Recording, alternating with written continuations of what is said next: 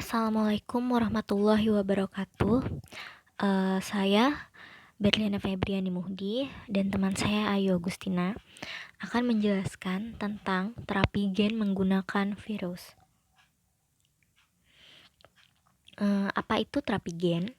Terapi gen adalah tindakan medis yang melibatkan penggunaan gen untuk mengobati atau mencegah penyakit. Gen berperan penting dalam kesehatan seseorang.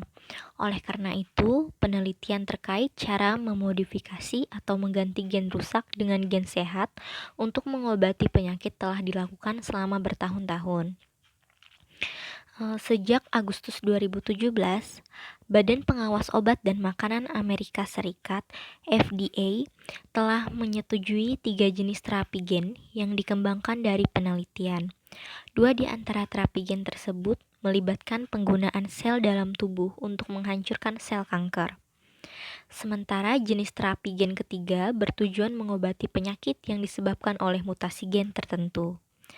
Sebelum diluncurkan ke masyarakat, tingkat keamanan dan efektivitasnya pada manusia terapi gen perlu diuji. Melalui pengujian ini, manfaat terapi dapat dipastikan lebih besar daripada resikonya. Hingga sekarang, Amerika Serikat menyediakan terapi gen sebagai bagian dari uji klinis. Kenapa terapi gen diperlukan? Jadi, terapi gen digunakan untuk mengobati gen yang rusak, sehingga dapat menangani gangguan kesehatan atau membantu tubuh melawan penyakit. Para ilmuwan sedang meneliti beberapa metode terapi gen meliputi yang pertama, mengganti gen yang mengalami mutasi, yaitu sel tubuh rusak karena gen tertentu tidak bekerja dengan baik atau mengalami kerusakan. Penggantian gen yang rusak ini dapat membantu dalam mengobati penyakit. Salah satu contohnya adalah gen P53 yang berfungsi mencegah pertumbuhan tumor. Beberapa jenis kanker disebabkan oleh gangguan pada gen ini. Ketika gen P53 yang rusak diganti dengan gen yang sehat, sel-sel kanker diharapkan akan mati. Lalu yang kedua, memperbaiki gen yang mengalami mutasi, yaitu gen yang mengalami mutasi dapat dihentikan agar tidak menyebabkan penyakit.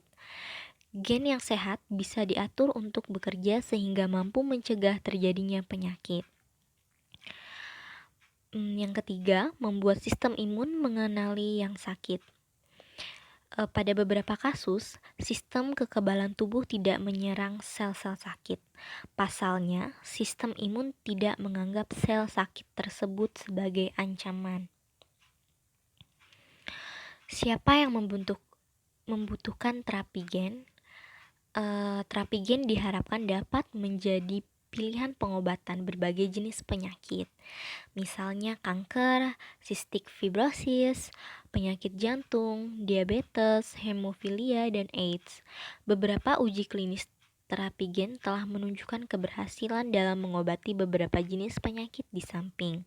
Yang pertama ada hemofilia, lalu yang kedua kebutaan yang disebabkan oleh retinitis pigmentosa, yang ketiga ada leukemia, dan yang keempat gangguan sistem kekebalan tubuh yang parah.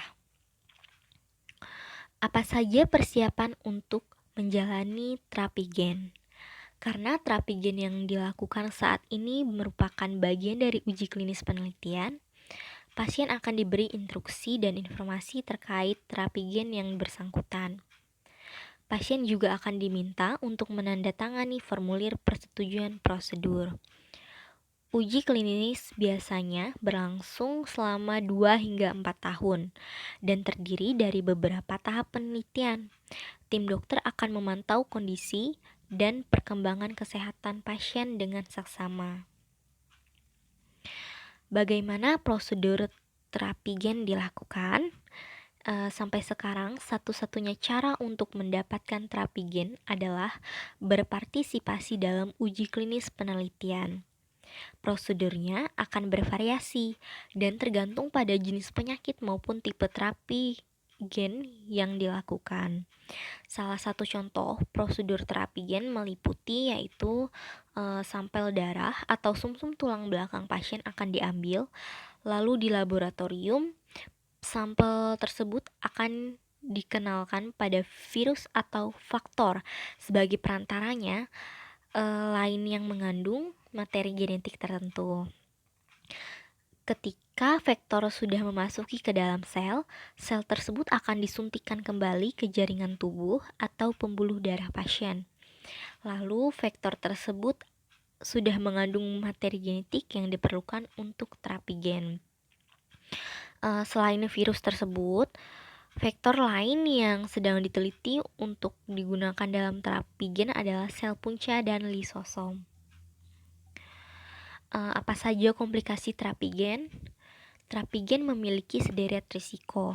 Pasalnya, gen tidak bisa dimasukkan secara langsung ke dalam sel. Gen harus dimasukkan melalui perantara yang dikenal dengan nama vektor. Vektor terapi gen yang paling umum adalah virus. Karena virus dapat mengenali sel dan membawa materi genetik ke dalam sel. Pada salah satu prosedur terapi gen, para peneliti akan mengeluarkan gen penyebab penyakit dari virus dan menggantinya dengan gen yang dapat menghentikan penyakit. Tindakan ini dapat menimbulkan beberapa risiko di samping, yaitu yang pertama reaksi sistem imun yang tidak diinginkan, seperti sistem imun tubuh dapat menganggap virus yang dimasukkan sebagai ancaman dan menyerangnya. Hal ini bisa memicu peradangan, bahkan gagal organ. Lalu virus menyerang sel yang salah. Karena dapat menyerang lebih dari satu sel, ada kemungkinan virus menyerang sel lain yang sehat. Kondisi ini dapat menyebabkan terjadinya penyakit lain seperti kanker. Lalu infeksi yang disebabkan oleh virus. Ketika dimasukkan ke dalam tubuh, ada kemungkinan virus memicu infeksi tubuh dan menimbulkan penyakit. Dan yang terakhir, kemungkinan terbentuknya tumor. Bila gen baru dimasukkan ke dalam DNA yang salah, tumor bisa saja terbentuk. Ya, terima kasih. Wassalamualaikum warahmatullahi wabarakatuh.